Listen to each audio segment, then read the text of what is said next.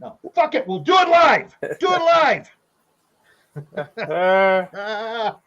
He's doing his Hey, Bill O'Reilly. I love it. shout out to Bill. Whatever happened to Bill orally? I don't know. But anyway, welcome, fellow comrades, fellow beautiful people, fellow Greens, fellow commies, socialists, anarchists. Lend me your ears. Yeah. This is the Denver Green Party live stream.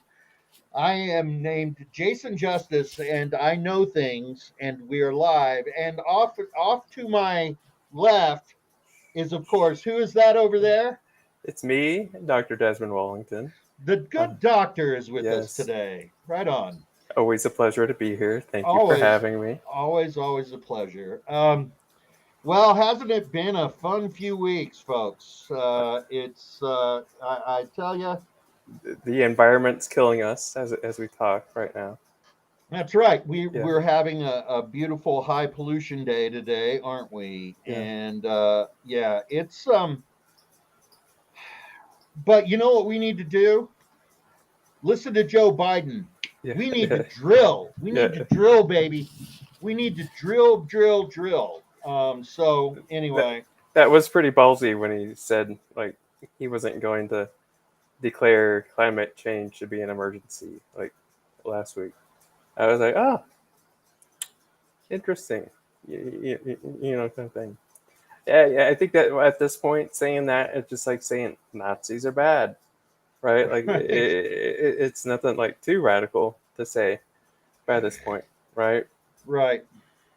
I'll Um, tell you, you know, I would really like to. I'd really like some representation, but what can we do right now? yeah. I'm putting the live stream.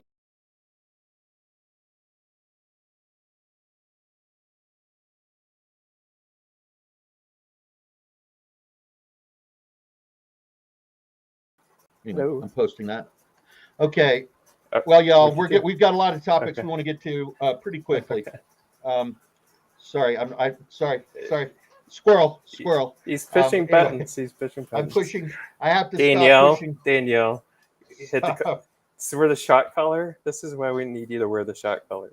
So That's when right. you do things, there's immediate feedback. Yeah, but I like a little bit of shot. I know. Yeah, Uh, it's all kind of your right. thing. Okay. Well, folks, fascism is, of course, on the march, and all over the world, and it's your U.S. government that's bringing it to fruition. So it doesn't surprise me that the other day our old friend Steve Bannon, who is trying to become the new Reichsmarshal of the United States, he is a definite Hermann Goering wannabe. He got outside after being booked in for contempt of Congress and calls on 4,000 shock troops to deconstruct the government brick by brick.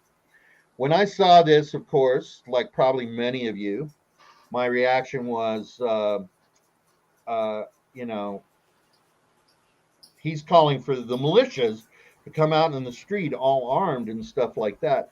But remember, the fascists have been playing the long game for 40 years, right? And so, and that's why Roe versus Wade gets overturned when a Democrat's in office. I digress, but we'll get back to that in a minute. So, the what he's talking about is more cops, more infiltrators into the police, more three percenters, more militia people into the on the police force, more fascists, Proud Boys, all of that kind of stuff. He's talking about infiltrating fire departments. He's talking about infiltrating our educational system. He's talking about school boards. We've seen that in Douglas County here and in other places around the state. He's talking about infiltrating on the low level positions, school boards, city councils, all over the state, little small town mayors, mayorships, that kind of thing. And so it's no surprise that 30 states in this country are controlled completely by Republicans. and that leaves 20%, and of those, maybe 10% are half and half, and the other 10 states are Colorado and California and a couple of others. So this is a problem because Joe Biden has decided that, and we're of course putting links to all of this stuff down in there. There's a link to the article about Steve Bannon. Nice pictures of him giving the party salute. I'm not Uh, going to do that here. yeah. But here's a little thing from the New York Post about Biden's $37 billion crime fighting plan that would put more local cops on the beat. And I don't know if you saw his tearful, well, kind of It was tearful. a hard day. He was having a hard day. Yeah, Yeah. he had definitely had the 1,000 yard stare going on. Anyway, Hmm. but 37 billion dollars that would hire more local police officers in the wake of an uptick in violence and recent mass shootings. Well, um, it's as I looked a little bit into this, um, it's 13 billion over the next 5 years to help communities hire and train 100,000 police officers, as well as 3 billion designated to clear court backlogs, to resolve murder cases, and to develop task force to combat gun violence. It also includes $15 billion grant program dubbed Accelerated Justice System Reform that states can tap into to create strategies for preventing violent crime and to help lessen the burden of police departments in nonviolent situations. Another 5 billion dollars would fund programs designed to stop crime before it occurs, future crime, um, and then doubling down on the war on drugs, tougher penalties for fentanyl, and organized retail theft. Um, we need to fund police who walk the beat, know Yeah. the neighborhood, and are accountable to those who are sworn to serve, and build community trust and safety. He says. Um, those cops in Denver don't live in Denver. Yeah. They live in Highlands Ranch. They live up north. Diz, you want to jump in on any of this? No, exactly. And it's very tone deaf, I guess, right after the whole school shooting in Texas, a couple months. We saw all those pictures of the cops, doing their school shooting, training, and then the school shooting happens, and there's like 375 cops just hanging out, twiddling their thumbs while children are being murdered, in a school. So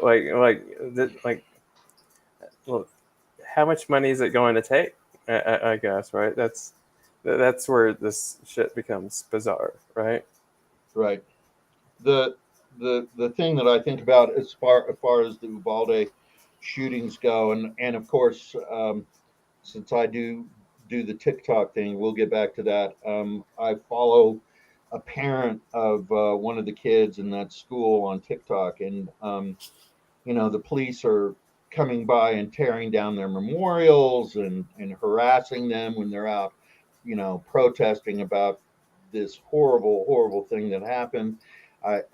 You can find the videos of the cops standing around. You can find video of one of the cops who was getting texts from his wife, who's a school teacher inside the school, texting him to come and help, that she had been shot, and the he was going in, and the other cops stopped him and disarmed him, and his wife unfortunately passed away.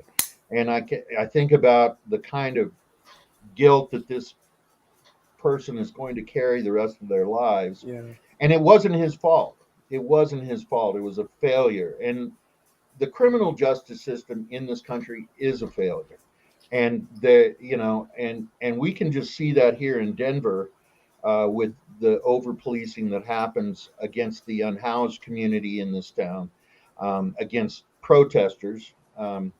and always leftist protesters. They never bust heads on the fascists when they go to the state capitol, and Or you like know. with Florida last weekend, right, where they were outside waving the Nazi flags, wherever Trump and those Oh, guys were speaking at, right? right. Yeah, that's always just whatever. Welcome to Florida. Well, I believe a very wise band once said the same that use forces are the same that burn crosses. A Mm-hmm. little rage for the machine for you all there. Rage Against the So, Machine, raise against the machine, not for the machine. not for the machine, Yeah, against. yeah, yeah, yeah. So That's how they get you. that's how they get you, Yeah. right? So we put a couple of links up to those articles there to check out. I want to ask everyone a question, and this goes out to the good doctor and to everyone else. Who is in control of the of the mayor's office in every major metropolitan area? Let's just use Denver as an example. Denver, what political party runs Denver? Yeah. Who is the Denver mayor? Who is the Denver City Council? I'm trying to think. Like they're They all libertarians. No, Something? I don't No, think they're not libertarian. libertarians. No, no. Let's Uh, see. uh, Let's see. Who would that? Oh, fuck! I know. yeah. Democrats. Oh, they just act like libertarians. If you want to live on, if you want to be houseless, that's the free market speaking. That's I right. That's guess, right? right. Yeah. So this is why we're here. This is why the Green Party's here, and this is what we're doing right now. We're not just pointing fingers at the feckless thugs that run the city council and or the people that are getting their pockets lined by developers in this town. We've got real solutions. All you have to do is go to our bylaws, go to our platform, and see what the solutions are. We're actually going to be working on those in the next few months, kind of updating them a little bit because things move pretty quickly, right? But we have a pretty solid, a solid piece, solid material there as far as our bylaws and where we stand as Greens. Over policing is not something we support. Yeah. And busting heads on people in mental health crises are not something that we support. And Yeah. so, A couple weekends ago, right, the Denver police shot 5 innocent bystanders, right? right, And one Saturday night, and nothing right, happens. They right. need definitely more money. If that's not a cry for please give me more money, I don't know what is. Right? But Yeah, that's their solution. yeah. You all probably heard about that, and just kids coming out of a club downtown, and they were looking for somebody. Somebody may or may not have had a gun, and they just opened up and wounded 5 people. And the interesting thing that I saw was that the next day, they went to the hospital and interviewed a couple of these folks who were still there from their gunshot wounds and to get what happened? Tell us what happened. And they didn't tell these people that they'd been actually shot by the fucking cops, right? So, yeah, it's just amazing. This is a problem with, vote blue no matter who. Yeah, do we have a lot of options out there? No. But remember, undervoting is a vote. If there's not a candidate that you want to support, you don't have to vote for somebody. Yeah. And believe me, people that look at the numbers on that stuff, they count undervotes and they're like, well, why didn't these people vote? Well, I didn't. I undervoted this last election because there wasn't anybody on there that I thought was worth a damn. Yeah. So that's my thing. Anyway, And I probably get the. You probably plan on undervoting with me, right? This. overvoting, undervoting. Yeah. Undervoting. Overvoting is when you vote for two candidates. That's Undervoting. Yeah, yeah. don't do that. Don't do that. Um, Don't do that. but Um, this November, right? Doesn't look like there's anyone that that helpful, that good running this November. Yeah, yeah. Well, and also, we've been talking about this questionnaire. We're pulling it together. We're getting some more feedback from some folks in the local about what we're going to ask, and so that's coming. We're going to put that out there. We're going to see who answers it, and we're going to share that information with you. Um, our comrade that runs the back end of this she sent us a message. The Democrats' solution to everything is vote harder. I know, yeah, you're just not voting hard enough. Right. And it's I think that and before we get into these other issues, I know that it's easy to feel despair.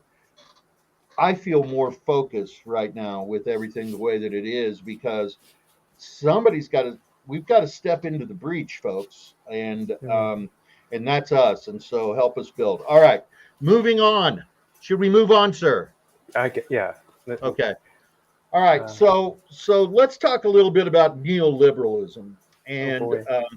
yeah, this is so we have a link that we're putting up there from Corp Watch, and this is a really good definition of what neoliberalism is for activists. And this was actually published in 1997. Ain't nothing changed since then.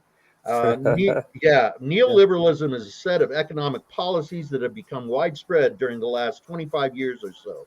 Although the word is rarely heard in the United States, you can clearly see the effects of neoliberalism here as the rich grow richer and the poor grow poorer. Liberalism can refer to political, economic, or even religious ideas.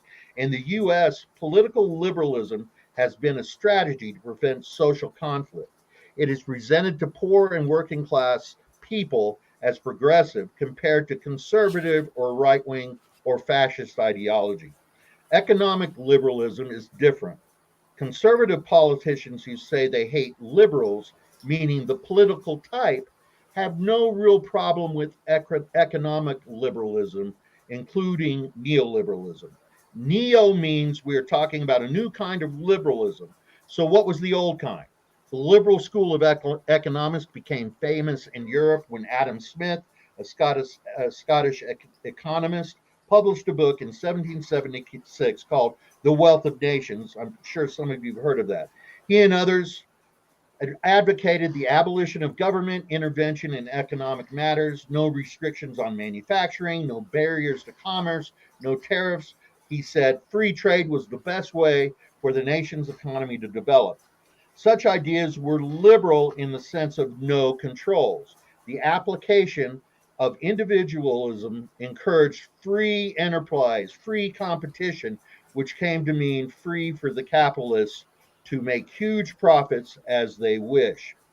Economic liberalism prevailed in the United States, blah, blah, blah, 1800s, 1900s. But one of these ideas were the Great Depression happened in the 30s, led to the economist named Keynes, right, and to the theory that challenged liberalism as part of policy for capitalists. He said, in essence, increase that full employment is necessary for capitalism to grow, and it can be achieved only if governments and central banks intervene to increase employment. These ideas had much influence on President Roosevelt FDR's New Deal, which did improve life for many people. The belief that government should advance the common good became widely accepted. This has been perverted, con, in the perverted in the last since the New Deal. And Denver is you can look at Denver, you can look at San Francisco, you can look at New York City, you can look at Chicago, you can look at Seattle, any major city, Atlanta right now. Neoliberalism inspires gentrification, and so this laissez-faire kind of attitude towards developers in the city and county of Denver has pushed our rents up beyond where what we can afford, beyond what the wages we're being paid. I guess the analysis is this from from last time we were on the live stream is that 30%, no more than 30% of your income should be paid for your rent, Yeah, right? yeah, Okay. yeah, exactly. Okay. And we have a lot of good, valid critiques about FDR, but but we've kind of, since this is kind of Reaganomics, right? Right. Kind of economic, and Clinton didn't change it, Obama didn't change it, Biden's not going to change it, right? Like it's just this kind of system that we live in, where the majority have, I'm going to sound like Bernie, right? Like the top 1% has so much money, and everyone else is just kind of fighting amongst ourselves, I guess, right? To get by. And you throw this into a city where the you can't, a bedroom that an apartment that costs like $700, 5-10 years ago, now costs 2100 bucks a month, right? And Right. no one can afford it. uh, Minimum wage here is $15 a month. You know that you're not going to be able to get 30% of your income, to cover that, right? Right.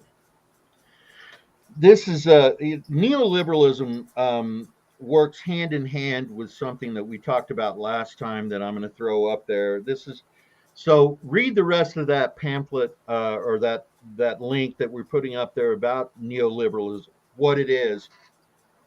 If you don't really have an idea, it's very, very good. There's historical references. I love history, and and we just, we never learn from history. Yeah. So here we are. This works hand in hand with something that is used in many all major metropolitan areas, every state in the country, called tax increment financing. Tax increment financing, and the Wikipedia page on this is actually very good, is a public financing method that is used as a subsidy for redevelopment, for infrastructure and other community improvement projects in many countries, including the United States. The original intent of a TIF program was to stimulate private investment in a blighted area that has been designated to be in need of economic revitalization.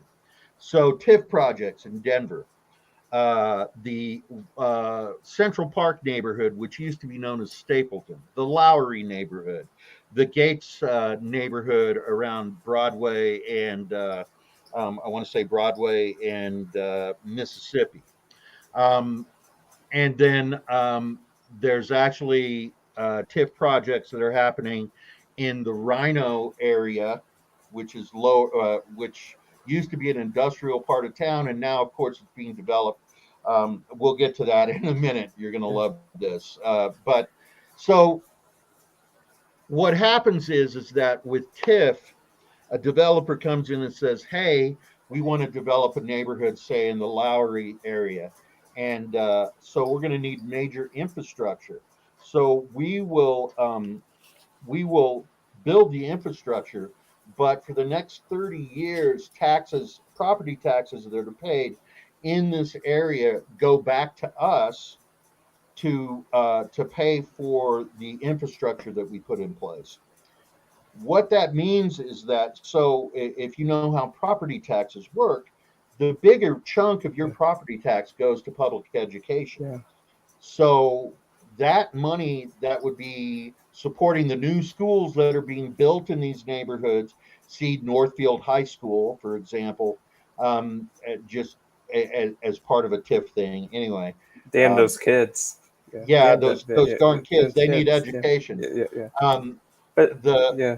so what ends up happening is that people like me in Capitol Hill, or people on the west side, down in the far southwest part of town, which is a very working class part of town, or on the west side, which is basically federal and Mississippi, our tax dollars that go to pay for education are actually paying for these new schools in these new neighborhoods, for all of that kind of thing, because that money, that TIF money, that tax money in the former Stapleton neighborhood in Lowry is going to the developers to pay for the infrastructure. And so we get to pay for the shiny new school at Northfield High School, which, by the way, there was plenty of room at Manual or at George Washington. The problem was is that these new white folks moving into those neighborhoods didn't want their kids to go to school with those kids. Yeah. Literally from emails sent to a school board member that I know. So a former school board member that I know. So this is a problem, and how do we fix that? Well, we have to shine light on it, and so one of the ways I think, I'm sorry, Des, you want to say anything about TIFF, about the Uh, TIFfiness? you captured it well. Thank you very. It's just right, like all the people moving in, flooding in, raising the property values of everything and raising rent. Right. Uh, all the money they pay in property tax, yeah, it goes back to the construction industry, and Right. Right. and then the working class people have to subsidize the education for Uh-huh. the new schools. For the It's, elites, yeah, for the new it's elites. the honor. The honor is all them. Let us do it. Right. Right, exactly. Well, that kind of brings us to one of the last couple of things we're going to talk about tonight. One is that we have got a shiny new promenade Oh yeah, in the Rhino neighborhood. I love this Um, guy. He's yeah, this awesome. guy, he Yeah. looks pretty awesome. His name is Bernard Hurley. Yeah. Oh, Mr. Hurley. Oh, if those are your pronouns, sir. If those Yeah. are your pronouns, I don't want to misgender anybody, but Yeah. so here's the thing. There's a 18 million, $20 million new Denver Parks and Recs promenade that was built along the uh, what they call The the flat Arkansas, rubber. Yeah. right, the Platte River Arkansas corridor. And here's the thing: in order to build something like that, you have to negotiate with whoever owns the land around it to put it through. Well, there was only one person they had to negotiate with, the city and county of Denver. It was this guy, because he bought all of that land. So he has been suggesting. So I mean, it's literally one person that owns all of this property around this new promenade. I'm not saying that this new promenade sidewalk thing isn't cool. It is. Yeah. It's pretty fancy. Right. It's pretty fancy. It's pretty fancy, and but who's going to benefit from that? It's going to be this guy, this Yeah. one person. They'll say, oh, it's going to benefit everybody that's living in the neighborhood, but the biggest beneficiary of this is one developer, and the money that he's going to be able to make building and developing that land and bringing in yet more gentrifiers, upping the rent even more and more and more. And ladies and gentlemen, this is a TIF project. So there's a link there to a Yeah. Denverite article. Do you want to talk about this? There's a great picture of Yeah. our wonderful mayor. We got to talk about the guy's shirt in the picture. Uh, I ain't shitting on his that's shirt. I would wear that shirt. that I'd is wear like that shirt. it's like, yeah, like I've done a lot of psychedelics, in my day. That shirt is giving me some flashbacks. Yeah, okay. So once you move on, yeah, it looks like a really nice project. And Right. it looks really cool, but again, there's not going to be any space for working class people. Maybe a handful of low income units, if any. Usually they pay the fee just to get out of that. So, uh, Right. I doubt that will happen.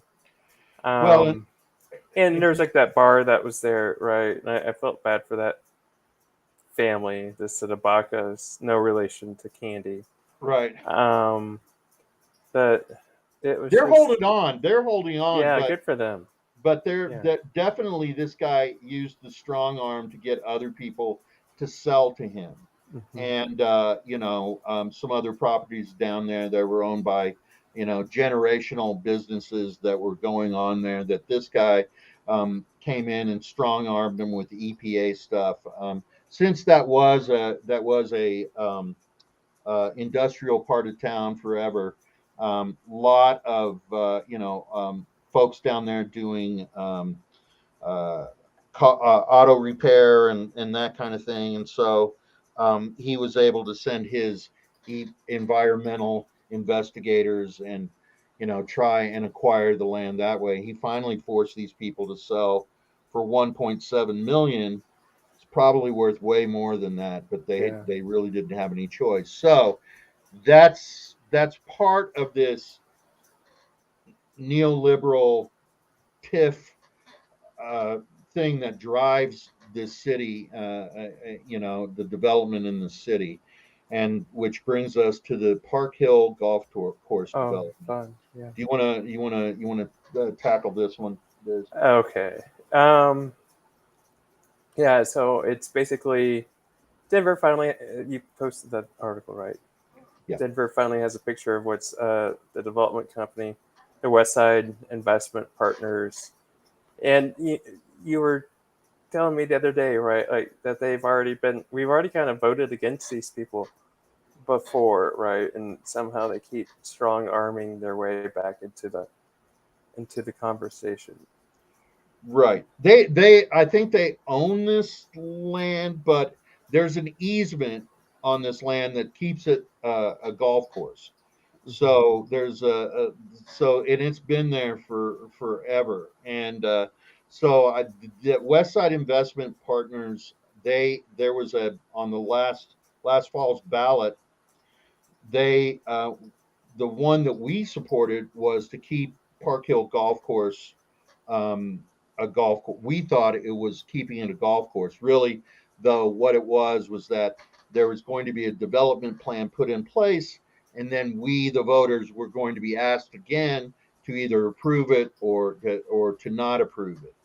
So West Side Partners actually ran about a counter ballot initiative saying, we, let us do whatever we want. Yeah. And the voters went, here, why Yeah. don't you do Yeah. this? Yeah. So Not so much. yeah, so this is West Side actually also owns. They own a lot of stuff around town.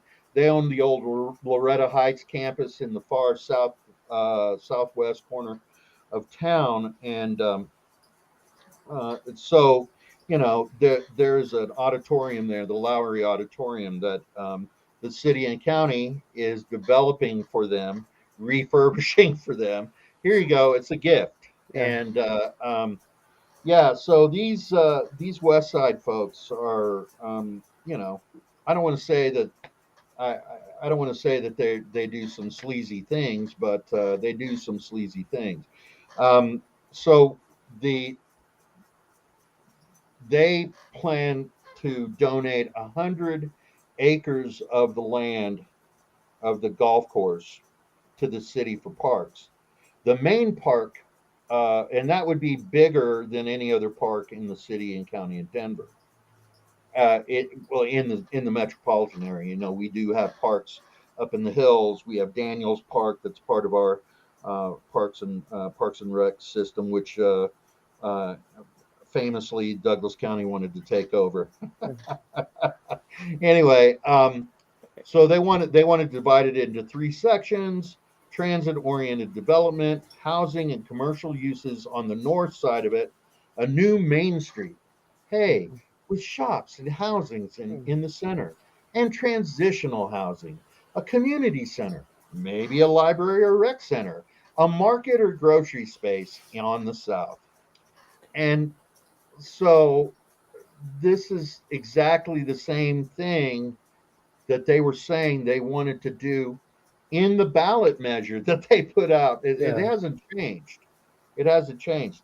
Uh, they're persistent, right? And I like what the guy in the article said. He's like, you don't really get it back. It's only green space once, right? right. Like once it's gone, it's gone.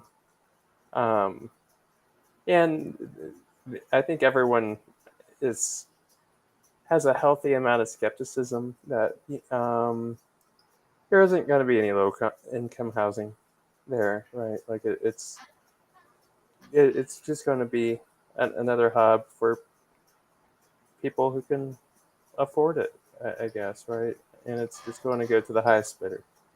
The West Side is saying that they would build hundreds of income restricted or for sale or rental units, promising more than the city requires through its recently passed expanding housing affordability plan.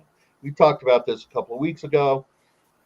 It's like, it's once again the wiffle the wiffle ball game that is the Denver City Council. It's too little, too late, not Yeah, enough, not in time. yeah, Anyway, so one building more than the required number of uh, in restricted income units or low income units isn't necessarily altruistic. Usually, the developer, one of the perks of doing this is that they don't have to build as many parking spaces for those units. So, a lot of times with working class people, it's a multi-generational family that's living there, and so they're restricted by how many cars that they can have right there, that kind of a thing. So it's still gentrification. It still keeps, it's still I mean, go to the west side and see multi-generational families, living as my partner likes to say, we don't put our grandmother in the home. We just, put carpeting down in the garage and move one of the kids out there. And that's true. And so this is, they promise tastefully designed residential and retail space. There is definitely a food desert in this part of town, but there is open retail space all around here that is ripe for development for King Supers or one of the other grocery stores or whatever. So, yeah, this isn't. It's going to come up for a vote again. My guess too is that guaranteed that they're going to they have to get the easement lifted in order to develop it. So there's going to be multiple steps in getting this done, but they're going to try and get this named as a TIF program. And if you go in the article and you look at the pictures, that doesn't look like a blighted area to me. It looks like a freaking green space. It's a golf course. yeah, And so, I mean, who's been out there dumping oil in the ground? This isn't like the former Lowry Air Force Base, which has a lot of. I mean, it's not even talked about the fact that the U.S. Air Force didn't clean up that Superfund site before it was developed on, and you probably the same thing goes for the Central Park, former Stapleton neighborhood. So they're going to get this a TIP designation.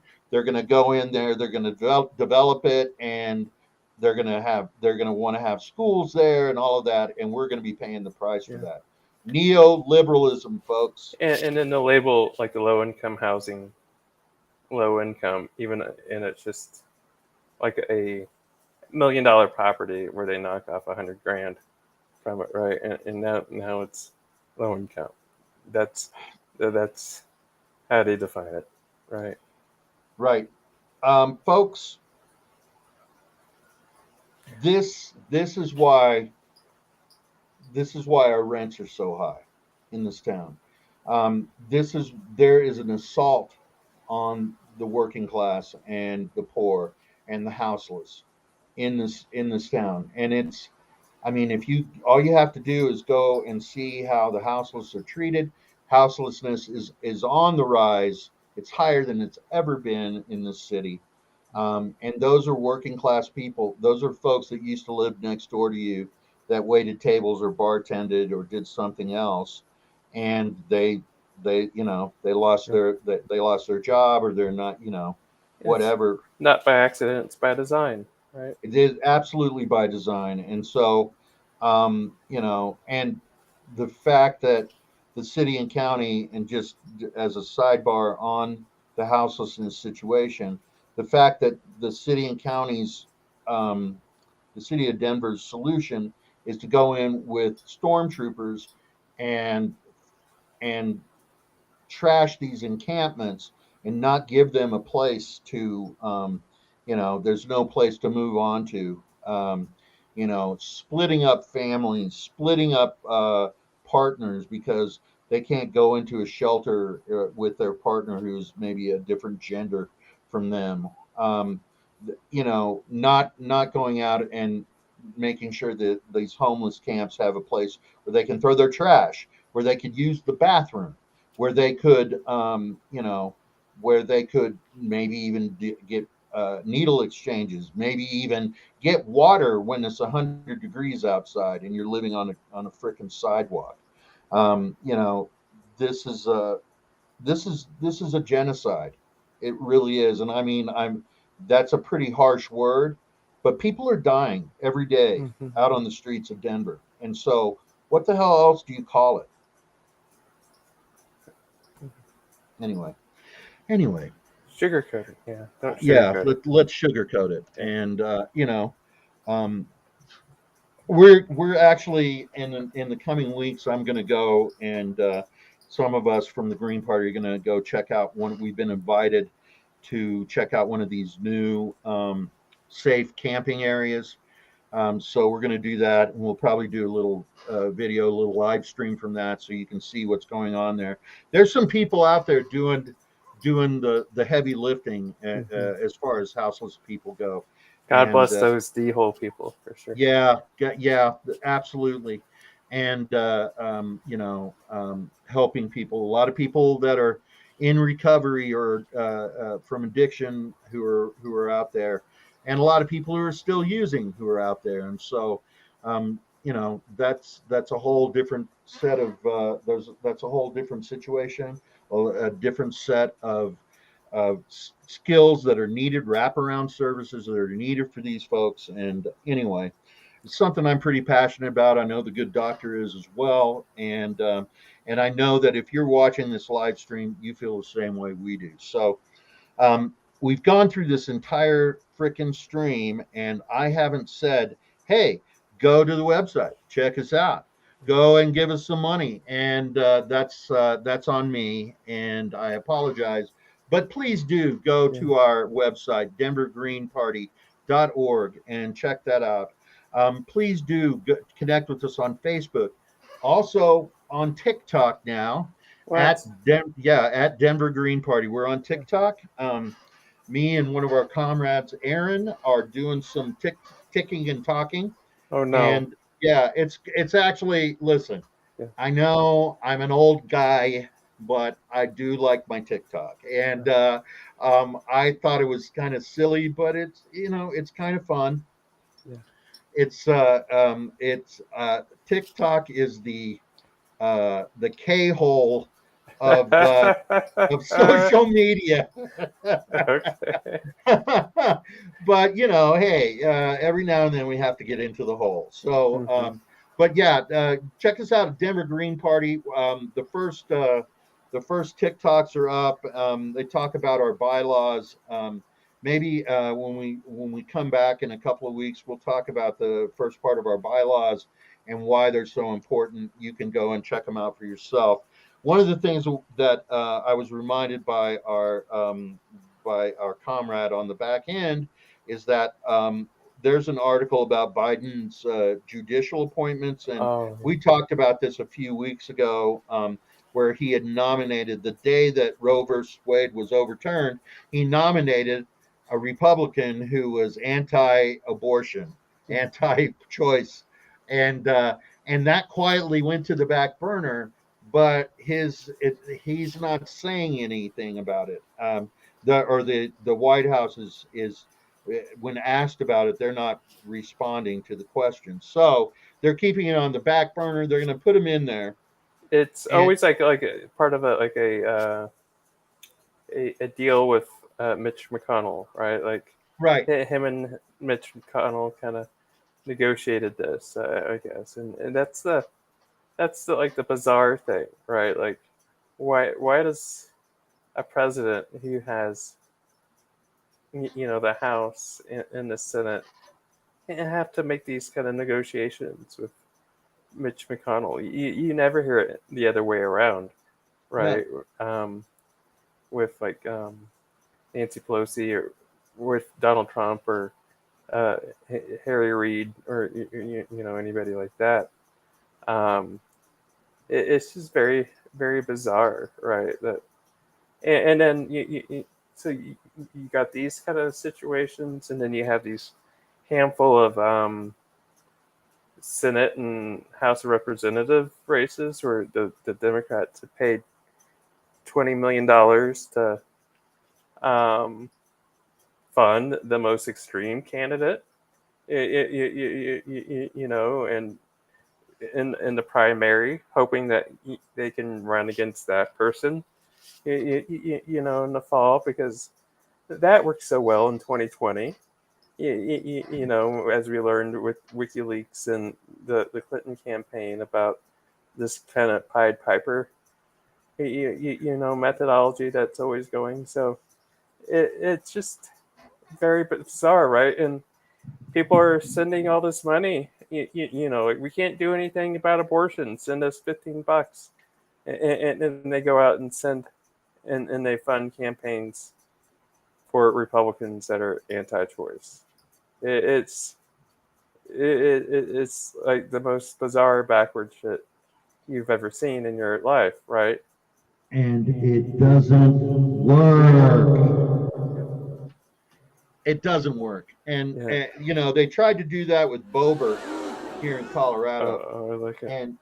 and it didn't work. Uh, And so this goes back. You can go back and watch the movie All the President's Men, Wag the or dog or Wag the whatever. Dog, or Yeah. any of those kind of things.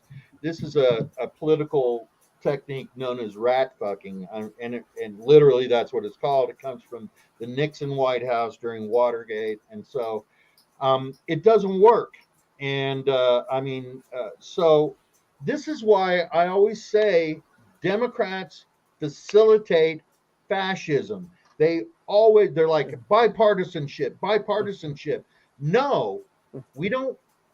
Literally, that side that you're being bipartisan with is planning how to create a Christo-fascist state. And so, I mean, it's just so ridiculous and all of that. That's why we've got to stand up. That's why we're pointing this shit out. That's why you're here checking us out. So, I don't really have anything else. Yeah. Doc, do you have anything? Uh, that Have I you? think we covered everything. I think we did. Um, Any final I, notes that you want to add to my I, diagnoses? as you were talking about that, what you're saying, that Jill Stein saying kind of popped in my head about voting for the lesser of two evils eventually paves the way for the greatest evil, kind of thing, right? And that's what we see. So this cop bill is going to pass.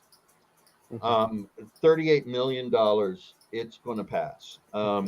There are at $37 billion. There's $40 billion that we're giving to the Ukraine, and more every day for a fight that they cannot win. I mean, God bless, but all of a sudden now the administration is, you see this in the New York Times or on NPR talking about how corrupt the Ukrainian government is. And you know what? Those stories have been out there since the coup in 2014. So we're just throwing, once again, good money after bad. I mean, yeah, Vladimir Putin's a piece of shit. All right, we Yeah. know it. But I'm more concerned about. I'll tell you, I'm concerned about these folks that are out on the street Yeah. tonight. I'm more concerned about you having a place that you can lay your head down and not worry about, oh, I'm having to put 50% of the money I make into my space.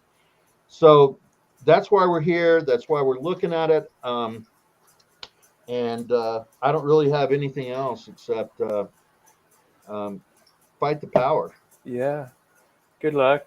Um, all right, everyone. Thank you for joining us. And thanks for. I think it feels like we really came full circle tonight. I think we did. Yeah. I think we did. I'm hearing the thread. So There is a thread. There is yeah. a thread. Fuck neoliberalism, Yeah. and we got a lot of stuff to do. We'd love to have you join us. Yeah. DenverGreenParty.org. Send us a message, and we'll send you back a Yeah. message. Yes. Yeah. So keep the fight. Yeah. Keep the faith, y'all. All right. Peace out.